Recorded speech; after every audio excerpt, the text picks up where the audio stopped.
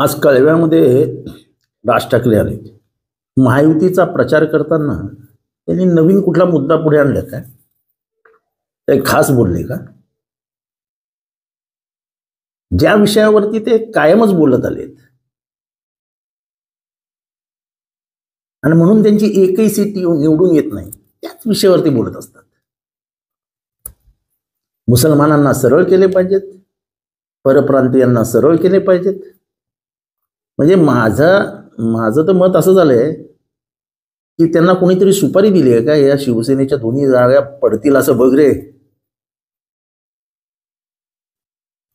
काय लावले हे हिंदू मुसलमान, हे परप्रांतीय विरुद्ध मराठी, ही भांडणच करत बसायची का महाराष्ट्रात?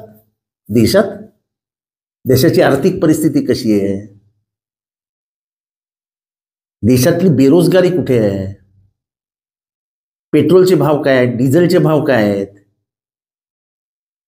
आंतरराष्ट्रीय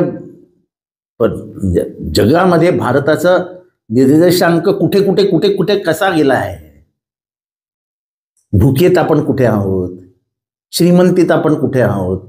श्रीमंत कोण झालेत? गरीब कोण झालेत?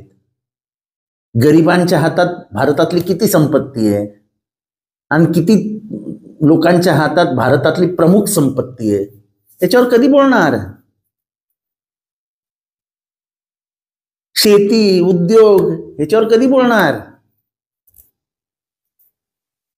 का फक्त मुसलमान परप्रांतीय, मुसलमान परप्रांतीय, बाकी काहीच मुद्दे नाहीत?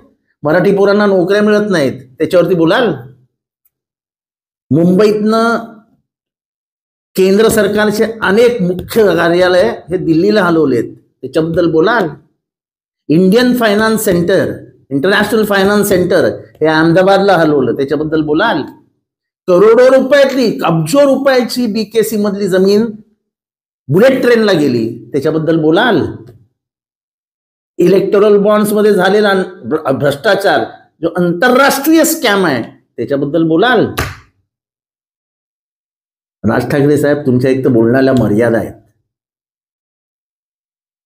तुमचा किती अभ्यास आहे याची काही मला कल्पना नाही आहे, पण फक्त दोनच विषय घेऊन तुम्ही अनेक वर्ष महाराष्ट्रात राजकारण करतायत आणि दोनच विषय घेऊन तुम्ही कुठेही जाऊ शकत नाही.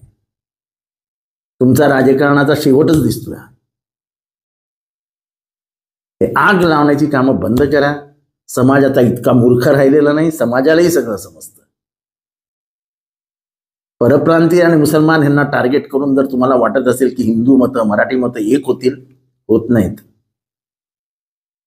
महिला भगिनींना गॅसचा किती त्रास होतोय, त्याचा खर्च किती येतोय, वाढलेल्या दुधाचा भावाचा खर्च किती येतोय, भाजी वाढली आहे, फळं वाढली आहेत, त्याचा किती त्रास होतो. पेट्रोल डिझेल भरताना चारचौकी चालवणाऱ्या मराठी माणसाला किती त्रास होतो, याच्याबद्दल जरा बोला. मराठी माणसाची ही पण अपेक्षा आपल्याकडनं. फक्त मारझोडीचं राजकारण एवढीच अपेक्षा महाराष्ट्राची नाही आपल्याकडे.